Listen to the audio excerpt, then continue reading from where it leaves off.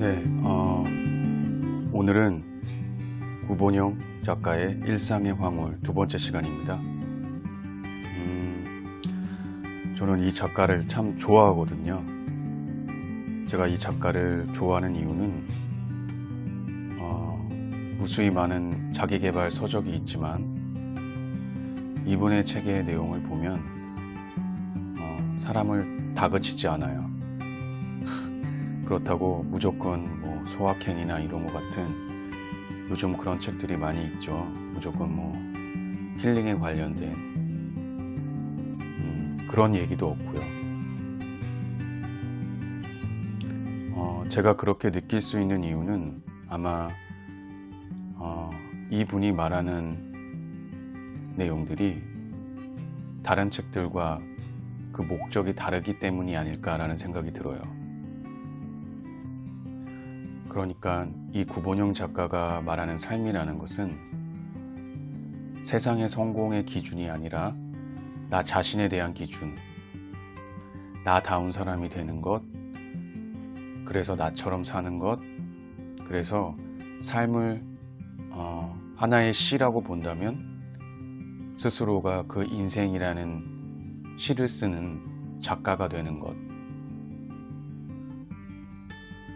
그것이 구본영 작가가 말하는 참다운 자기의 삶이라고 말하는 것 같거든요.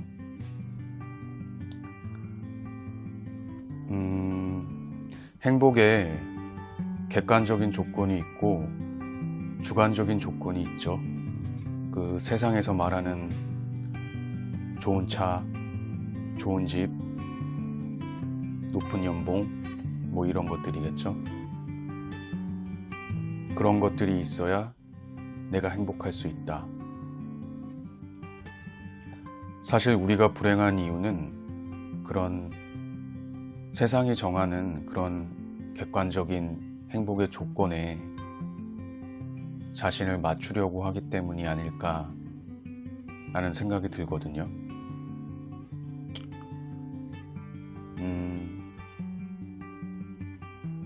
행복은 그렇게 따지자면 내가 굉장히 노력해서 어딘가로 도착해서 도달해서 쟁취해야 하는 무언가라는 거겠죠. 목적물. 하지만 이 구본영 작가의 책을 보면 좀 달라요. 오늘 하루를 생생하게 내 스스로를 느끼며 그렇게 하루하루를 성실하게 살아가는 나 자신을 기록하면서 오늘 하루는 내가 얼마나 달라졌는지, 내일 하루는 내가 또 어떻게 달라질지, 내 하루하루가 전부 시와 같은 문학 작품이고 나라는 사람은 그 시를 쓰는 작가이고, 그래서 성공의 기준도 각 개인별로 달라져야 된다, 그런 말을 하는 게 아닐까 싶거든요.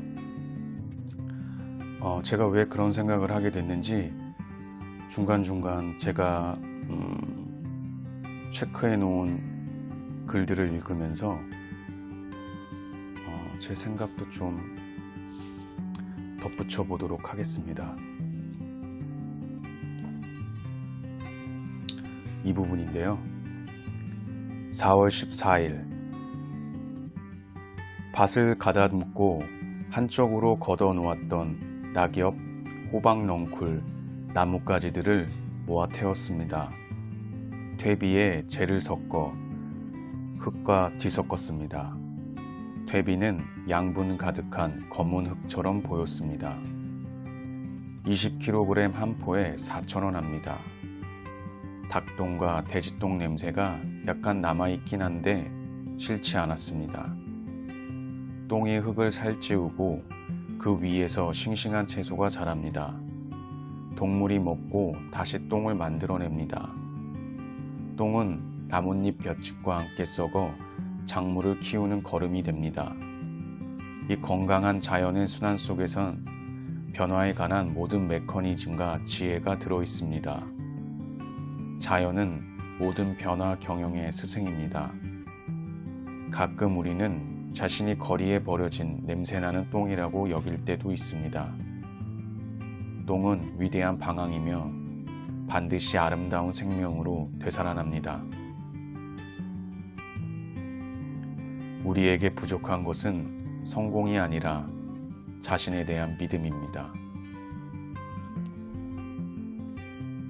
우리에게 부족한 것은 성공이 아니라 자신에 대한 믿음입니다.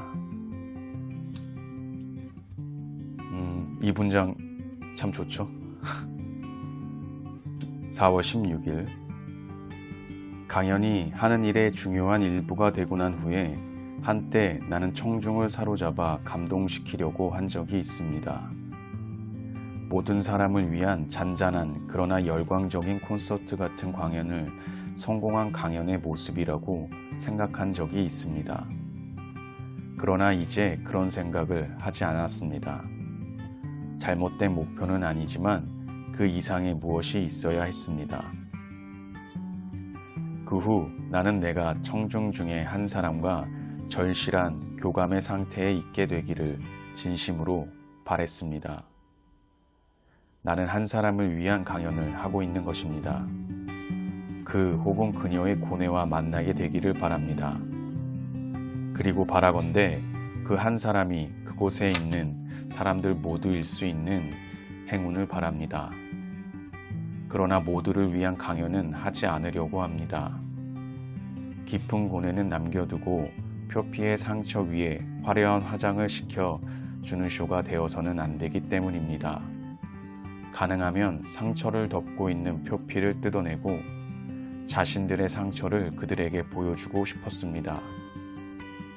나는 그들을 잠시 불행하게 만들고 싶었습니다.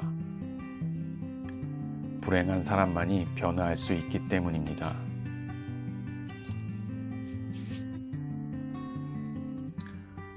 (6월 8일) 눈부신 것을 볼 때는 안개 속에 있어야 합니다. 살면서 제대로 볼 수 없었던 눈부신 것이 무엇인지 생각해 보았습니다. 그리고 보통 때는 우리를 미망에 빠뜨리는 안개와 같은 것이 무엇인지도 생각해 보았습니다.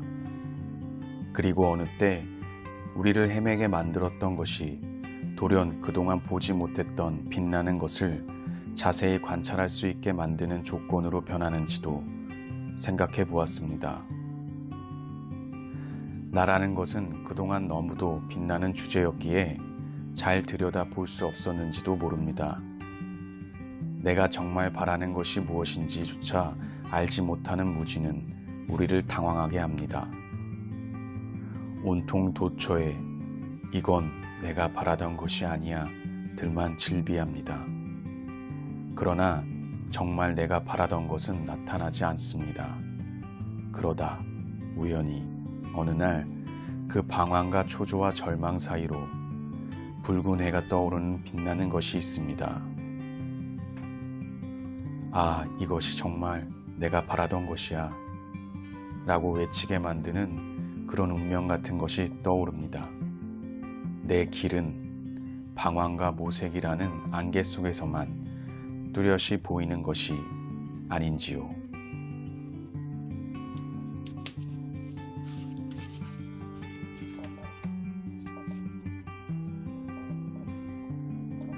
(6월 9일) 산길을 걸으면서 내가 원하는 삶의 방식에 대해 잠시 생각했습니다. 아침에 일어나 원하는 일을 한다. 하루는 그 일을 위해 새로 주어진 것이다. 책을 읽든 산에 가든 밭에 앉든 강연을 하든 글을 쓰든 사람을 만나든 하고 싶은 일을 하고 그 일을 즐긴다. 해야 할 일이 생길 때도 있다. 예기치 않게 아프거나 아이를 데리고 병원에 가야 하거나 상가에 가거나 비즈니스로 꼭 해야 할 일이 있기도 하다. 그건 오늘 내가 무엇을 할까 고민하지 않도록 누군가 나를 도와 미리 계획을 잡아둔 것이다. 약간 투정을 부릴 수도 있지만 삶의 호의를 무시할 수는 없다. 그러나 내가 스스로 마음을 따라 고르고 계획한 주도적인 일이 훨씬 더 많아야 한다. 이렇게 살면 잘 사는 것이다.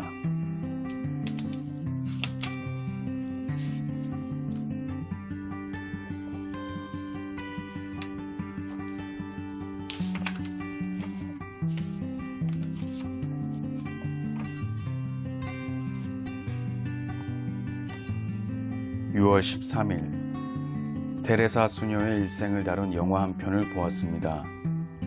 몇 가지 장면들과 말들이 오래 사라지지 않는 향기처럼 남았습니다. 그래서 옮겨 적어 놓았습니다. 가난한 사람 중에 더욱 가난한 사람들을 섬기는 것. 이것이 그녀가 캘커타의 빈민들과 평생을 보낸 소명이었습니다. 오늘은 구본영의 일상의 황홀을 읽어보았습니다. 여러분들의 오늘 하루는 어땠나요? 생생한 하루를 보내셨습니까? 황홀한 일상을 보내셨나요? 오늘은 여기까지입니다. 내일 또 뵙겠습니다.